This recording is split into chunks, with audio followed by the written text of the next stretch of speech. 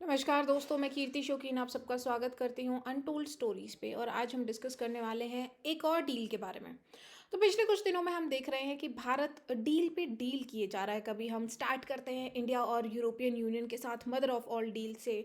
उसके बाद इंडिया और US trade deal, interim trade deal sign कर ली जाती है और कहा जाता है कि देखिए बहुत टाइम से इंडिया और यूएस का जो ये ट्रेड डील था ये अटका हुआ था।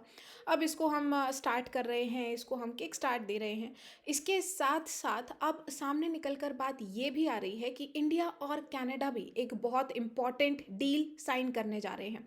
ये डील भी बहुत टाइम से अटकी हुई थी, लेकिन क्योंकि अब भारत डील्स पर अचानक से इतना फोकस कर रहा है और भारत को ये भी समझ आया है कि देखिए economic might is most important. अगर आपके पास पैसा है तो सब कुछ वर्ल्ड में किया जा सकता है। आप सुपर पावर तभी बन पाएंगे जब आपकी जेब में रोकड़ा होगा, और इसीलिए भारत अचानक से अपना फोकस शिफ्ट कर रहा है इकोनॉमिक्स पर। इंडिया और कनाडा के बीच में जो डील होने जा रही है वो यूजुअली कहा जा रहा है कि मार्च में इसको फॉर्मलाइज कर दिया जाएगा। 10 साल की ये डील होने वाली है और ये अपने आप में एक बहुत बड़ी डील निकल कर सामने आएगी। तो आज की इस वीडियो में हम यही जानेंगे कि ये डील क्या है, इसमें क्या क्या पर्सपेक्टिव्स जुड़े हैं, इसमें भारत का क्या गेन है, इसमें कनाडा को क्या फ़ायदा होने वाला है, और अब अचानक क्यों कनाडा इस डील को भारत के साथ साइन करने के लिए तैयार हो गया है। तो देखिए, कनाडा पॉज डाउन, मतलब कनाडा और इंडिया के बीच में रिलेशंस बहुत ख़राब हो गए थे, स्पेशली क्योंकि कनाडा बहुत ज़्यादा सपोर्ट करता है खालिस्तानी पर्पस को, उनके खिलाफ कोई भी कार्रवाई नहीं करता है। फिर कनाडा ने इल्ज़ाम ये भी लगाया भारत पे कि भारत ने कनाडा में अटैक करवाया है। वहाँ पे निज्जर की बात की गई थी जिसको भारत ने मरवाया अलेजिडली, ऐसा कनाडा का कहना था। उसके बाद उन्होंने ये भी कहा कि हमारे पास प्रूफ्स हैं, लेकिन उन्होंने कुछ प्रूफ दिए नहीं publicly. So it became very difficult for India and Canada to stay on purposeful line. तो उसके बाद इंडिया और कनाडा के रिलेशंस ख़राब होते जा रहे थे। कुछ ज़्यादा ट्रेड डील सामने निकल कर नहीं आई, फॉर्मल टॉक्स कुछ ज़्यादा सामने निकल कर नहीं आए। बट अब जब इंडिया लगातार अपनी इंपॉर्टेंट डील्स साइन करता जा रहा है तो इसमें कनाडा ने भी आगे हाथ बढ़ाया है। एक और रीज़न इसमें ग्रम्पी ट्रम्प का भी है कि ट्रम्प जैसे टेक ओवर कर रहा है वेनेजुएला को, जैसे उन्होंने अमेरिका ने टेक ओवर कर लिया है, ग्रीनलैंड की बात कर रहे थे। इनफैक्ट एक स्टेटमेंट ये भी आई थी कि कनाडा तो वैसे ही अमेरिका का पार्ट है, उसको टेक ओवर करना is not a big deal for America. तो हो सकता है कि उसके डर की वजह से भी कनाडा को समझ आया हो कि आपको अलायंसेस की ज़रूरत है। आपको एक दादा का अगर आपके पास एक्सेस है तो उससे बचाने के लिए भी आपको और एक्सेस बनाने पड़ेंगे, आपको और भी लोगों की सहायता की ज़रूरत पड़ेगी। तो देखिए, Canada nears $3 billion uranium deal with India, may be in March. अब ये कहा जा रहा है कि इंडिया और कनाडा की जो ये डील होगी, it will be close to 3 billion uranium deal in a boost to New Delhi's nuclear energy push. अब ये $3 बिलियन की जो डील होने वाली है ये रिवॉल्व करेगी यूरेनियम के around. Uranium is more important for nuclear energy. अब हम सबको पता है कि भारत बहुत ज़्यादा फोकस आजकल न्यूक्लियर एनर्जी पर कर रहा है। हमने बहुत सारे प्लांट्स ऑलरेडी लगा दिए हैं, बहुत सारे प्लांट्स हमारे एक्सपेक्टेड भी आने वाले सालों में। न्यूक्लियर एनर्जी 2% तक का हिस्सा टोटल एनर्जी में एक शेयर रखता है, टोटल एनर्जी प्रोडक्शन में। और क्योंकि भारत की पॉपुलेशन इतनी बढ़ती जा रही है, भारत की पॉपुलेशन के साथ साथ इलेक्ट्रिसिटी डिमांड या एनर्जी डिमांड भारत की बढ़ती जा रही है। ऊपर से ईवी व्हीकल्स आ रहे हैं, इलेक्ट्रिक व्हीकल्स आ रहे हैं, तो इसके साथ साथ आपकी जो एनर्जी डिमांड होगी वो भी सर्ज करेगी, बूस्ट करेगी। और सबसे अच्छा रिन्यूएबल सोर्स और ग्रीन सोर्स न्यूक्लियर एनर्जी होता है, जिसमें फ्यूजन और फिशन के रिएक्टर्स काम कर रहे हैं। तो अलग अलग तरीके के, कहीं पर स्मॉल रिएक्टर्स हैं, कहीं पर हाइब्रिड रिएक्टर्स हैं, ये सब को लेकर काम R&D लगातार भारत में चल रहा है। और इन सब चीज़ों के लिए आपको सबसे ज़्यादा ज़रूरत पड़ती है यूरेनियम की। और यूरेनियम का देखिए, अब हम प्रोडक्शन देखते हैं कि कहाँ कहाँ से आ रहा है सबसे ज़्यादा। तो सबसे ज़्यादा कजाकिस्तान से आ रहा है, उसके बाद कनाडा से आ रहा है, यानी Canada is the second largest producer of uranium. और इसी के चलते ये डील कनाडा के साथ की जा रही है, ताकि एक फिक्स सप्लाई हमारा अगले 10 सालों में बना रहे। कनाडा से हमारा फिक्स सप्लाई यूरेनियम का आता रहे। सप्लाई चेन रेजिलियंस भी इससे रहती है। बाकी इसको और सोर्स आउट भी किया जाता है, जैसे अब मोनाजाइट सैंड में भी हमें सारी चीज़ें मिलती हैं, हम एक्सट्रैक्ट भी खुद करते हैं, बाकी कंट्री से भी मंगाते हैं। But Canada being the second largest producer, वहाँ से हम ज़्यादा यूरेनियम इंपोर्ट कर सकते हैं। और इससे कनाडा को भी फ़ायदा होगा, क्योंकि कनाडा का भी जो एक्सपोर्ट एक्सपोर्ट है वो फिक्स हो जाएगा। तो अब देखिए रेस्ट ऑफ वर्ल्ड में टोटल 522 मिलियन टन्स होता है, इसमें चाइना भी 224 के जितना टन, जितना आप कज़ाकिस्तान का आप देख सकते हैं कज़ाकिस्तान कितना बड़ा शेयर अपना रखता है। ऑस्ट्रेलिया में भी काफ़ी देखने को मिलता है। कनाडा सेकेंड लार्जेस्ट, जैसा हम डिस्कस कर रहे थे। ये सब रिजर्व्स हैं जहाँ पर सबसे ज़्यादा हमें यूरेनियम देखने को मिलता है। अब कनाडा और इंडिया ये जो डील साइन करेंगे, ये $3 बिलियन की डील होगी, जो अपने आप में एक बहुत बड़ा नंबर है। 10 साल के लिए इस डील को साइन किया जाएगा, यानी 10 साल के लिए आपका जो भी इंपोर्ट एक्सपोर्ट होगा वो फिक्स हो जाएगा। Uranium supply agreement valued at around $3 billion with the deal likely to be signed during a proposal meeting between Narendra Modi and his Canadian counterpart Mark Henry in March, ऐसा फोर्ब्स ने लिखा था। और तब से एक बहुत बड़ा हाइप निकल कर सामने आ रहा है कि भाई कैसे इंडिया डील पर डील साइन करे जा रहा है। अब देखिए यूरेनियम क्यों इंपॉर्टेंट होता है, ये स्ट्रैटेजिक एनर्जी फ्यूल यूरेनियम को क्यों माना जाता है।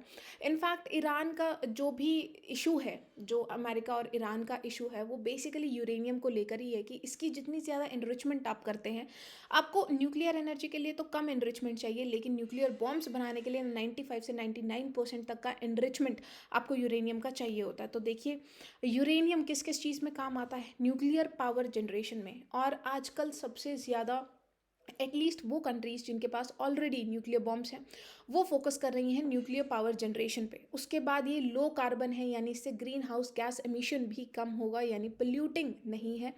Then we have high density energy source, यानी छोटे से यूरेनियम से आपको बहुत ज़्यादा एनर्जी एक्सट्रैक्ट करने को मिल सकती है। Then we have nuclear reactors depend on long term uranium deposits. इसकी वजह से ये डील इतनी इंपॉर्टेंट है, क्योंकि अगर आपको न्यूक्लियर रिएक्टर्स के साथ काम करना है तो आपके uranium deposit long term perspective से होने चाहिए, लॉन्ग टर्म डिपॉजिट्स आपके पास होने चाहिए। और उसी को मद्देनज़र रखते हुए हमने ये डील 10 साल के लिए साइन करने का सोचा है। इलेक्ट्रिसिटी जनरेशन, जो कि हम बात कर ही रहे थे कि इलेक्ट्रिसिटी का सर्ज बहुत ज़्यादा, इसकी डिमांड बढ़ने वाली है भारत में आने वाले समय में और भी, बिकॉज हमारा डेमोग्राफिक डिविडेंड अपने पीक पर है। हमारा डेवलपिंग कंट्री है, हम जितने ज़्यादा इंडस्ट्रियल होंगे उतनी ज़्यादा हमारी डिमांड बढ़ेगी।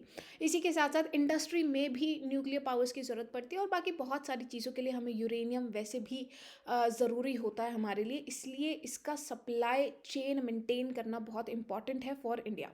India and Canada near $2.8 billion uranium deal. अब इसको करेगा कौन, इसको एक कनाडा की कंपनी है कमेको, वो यहाँ से इसको एक्सपोर्ट करेगी टू इंडिया।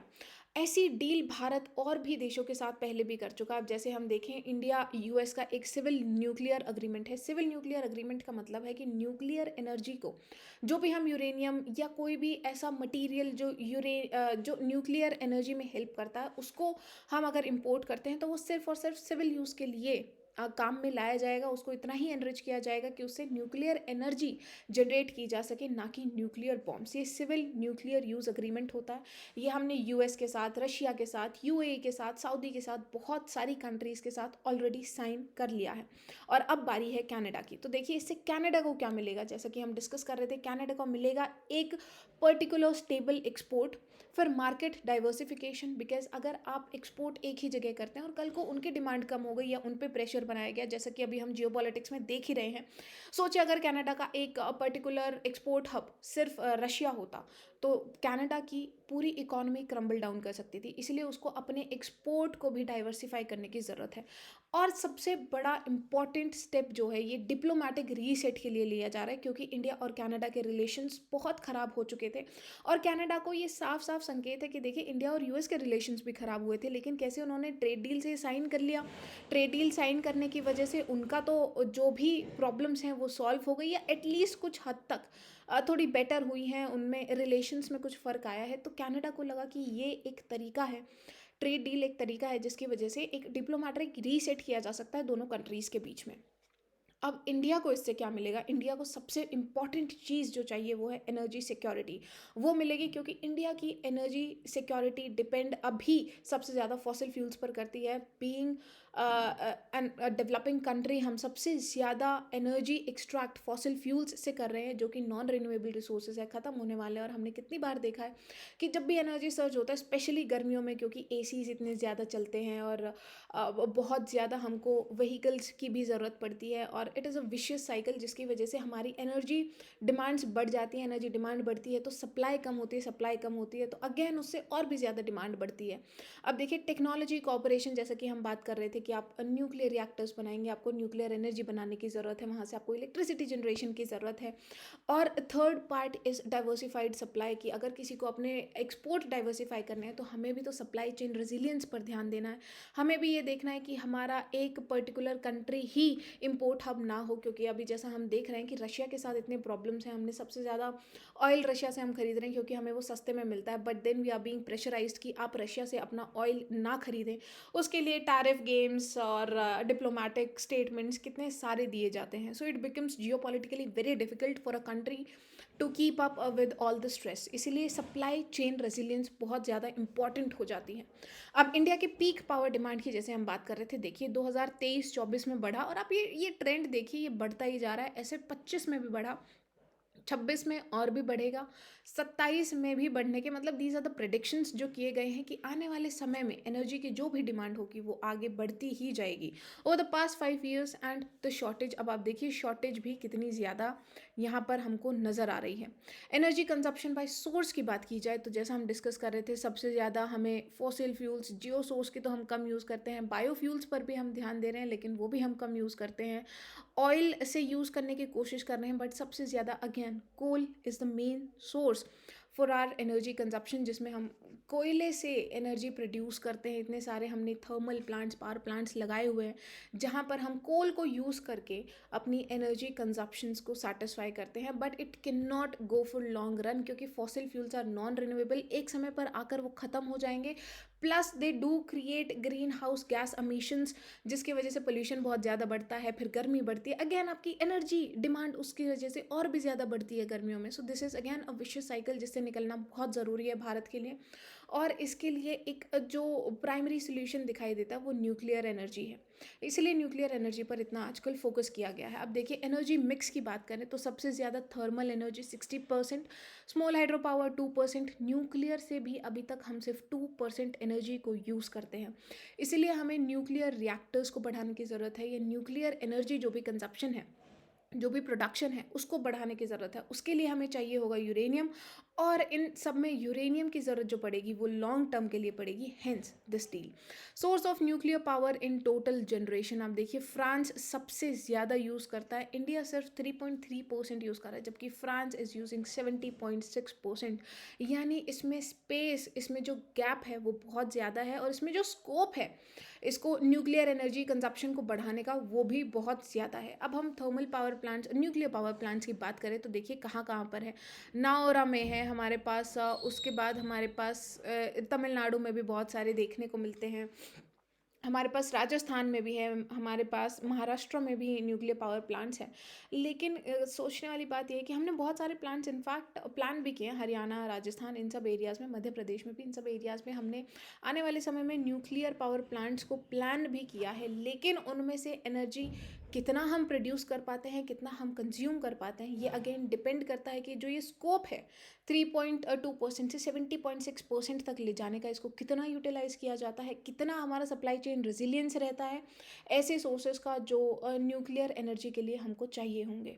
एंड ये डील इसी बात को सिग्निफाई करती है कि कैसे इंडिया का फोकस अब रिन्यूएबल एनर्जी सोर्सेज पर है, क्योंकि ये एक लॉन्ग टर्म प्लान होने वाला है। ऐसा नहीं है कि 1-2 सालों में हम न्यूक्लियर एनर्जी से एक्सट्रैक्ट करना शुरू कर देंगे, हमारी एनर्जी डिमांड्स को सेटिस्फाई करना शुरू कर देंगे। ये लॉन्ग रन प्लान्स होते हैं।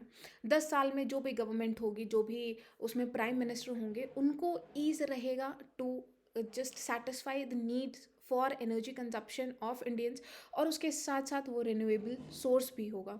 इसके साथ साथ हमारे पास सप्लाई चेन रेजिलियंस भी होगा उन सब प्रोडक्ट्स का जो न्यूक्लियर एनर्जी के लिए हमें चाहिए होते हैं, स्पेशली दैट ऑफ यूरेनियम। आज की वीडियो में इतना ही। अगर आपको आज की वीडियो पसंद आई हो तो लाइक, शेयर, सब्सक्राइब करना ना भूलें। जय हिंद, जय भारत।